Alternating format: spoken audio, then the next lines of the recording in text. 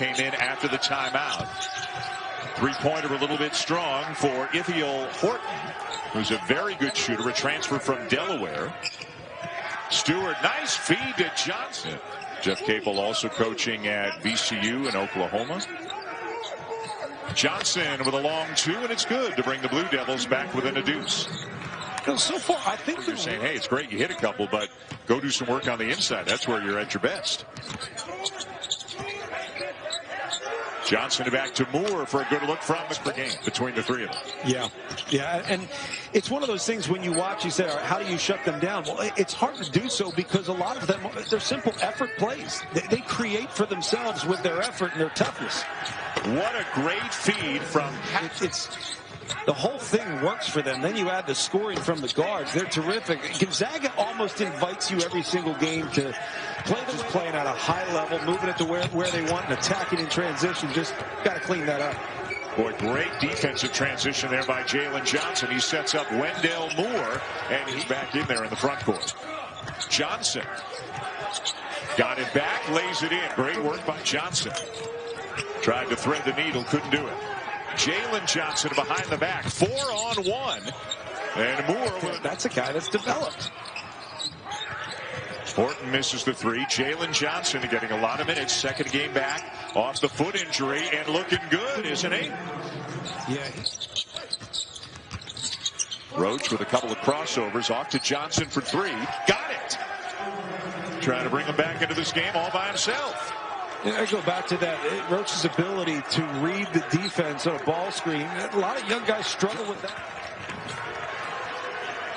And now a turnover. Moore hits the deck.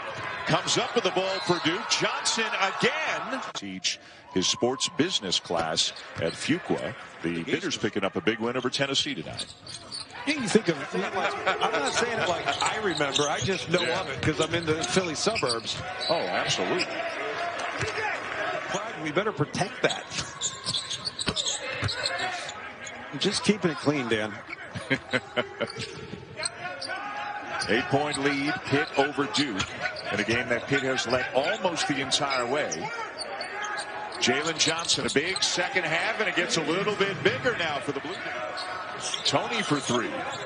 And somebody must have gotten a finger on that. Johnson down with it for Duke.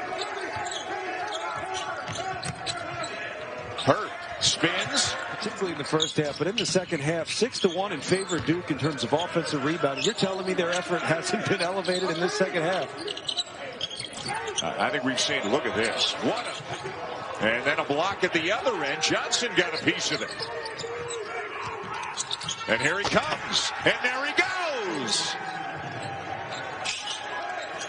Wow. All he wants him to do, and that is play instinctually, think less. What a great play by Stewart to come up with a steal. Boy, Johnson thought about it. Hurdle take it, and it goes. Not what you're looking for in this close of a game.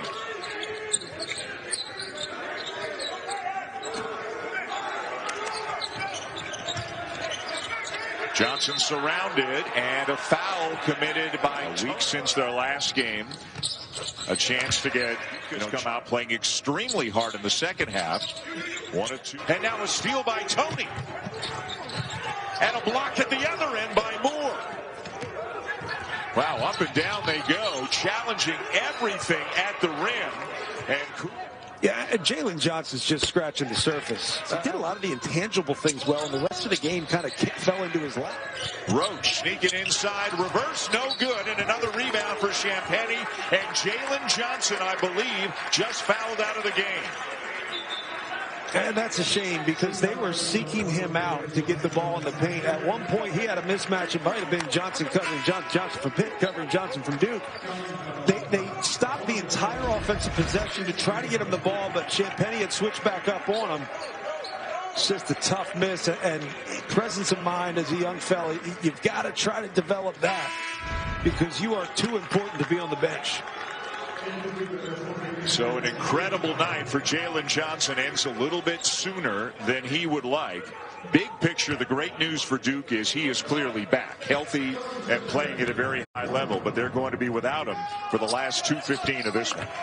Yeah, I mean, he played a terrific game, even better second half. I think between that type of play from Jalen Johnson and Matthew Hurt being okay. I think we were a little concerned with the ankle there when he went out. ACC, what an incredible night, as you can see, for Champagne. Boy, they keep missing free throws. It's not going to matter in the end result, but